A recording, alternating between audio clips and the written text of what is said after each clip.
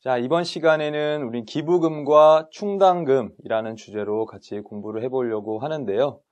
이 주제도 우리 앞에 차시에서 배웠던 주제와 마찬가지로 법인세법에서 손금 불산입 항목으로 규정하고 있는 사항들 가운데 조세 정책적인 목적상 일정한 한도 범위 내에서 손금으로 인정하고 있는 항목들, 그 중에서 그 내용에 대해서 지금 자세히 살펴보고 있는 겁니다.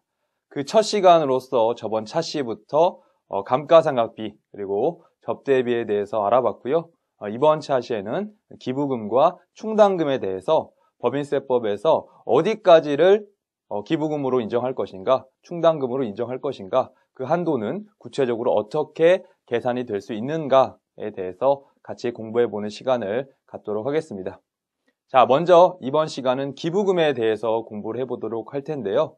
먼저 기부금이라고 하는 건 대체 무엇을 의미하는지에 대해서부터 우리 같이 배워보도록 하겠습니다.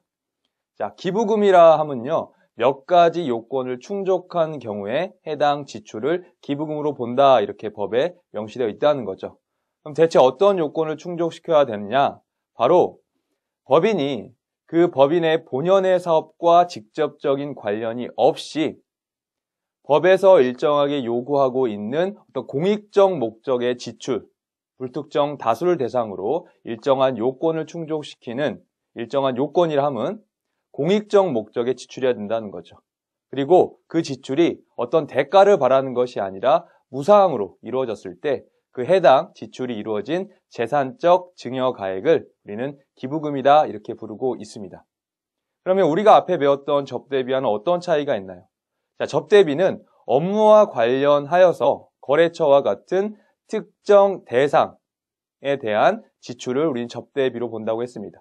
또 업무와 관련된 지출이지만 특정 대상이 선정되어 있는 것이 아니라 불특정 다수에게 지출한 걸 광고선전비라고 봤죠. 그래서 광고선전비 같은 경우에는 전액 손금으로 보고 접대비는 한도 내에서 손금으로 처리한다라는 내용에 대해서 배워봤고요.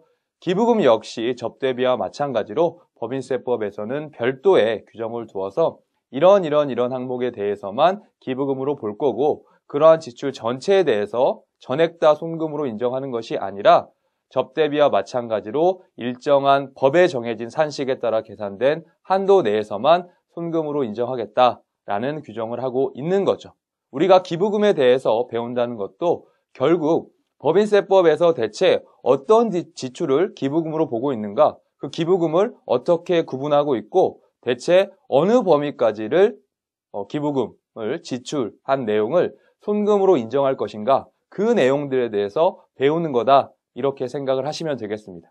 그래서 끝에 가서 제가 또 말씀을 드리겠지만 접대비와 마찬가지로 일정한 한도를 계산하는 산식이 있다는 거죠. 법인세법에서 바라보는 회사가 지출한 기부금은 얼마고 그 기부금 가운데 어떤 기준에 의해서 얼마만큼을 손금으로 인정할 것인지 그거에 대해서 배워보는 거다. 마치 앞에서 배워봤던 접대비에 대한 한도 시부인 과정을 똑같은 플로우를 기부금에도 그대로 적용해 본다라고 생각하시면 좋을 것 같습니다.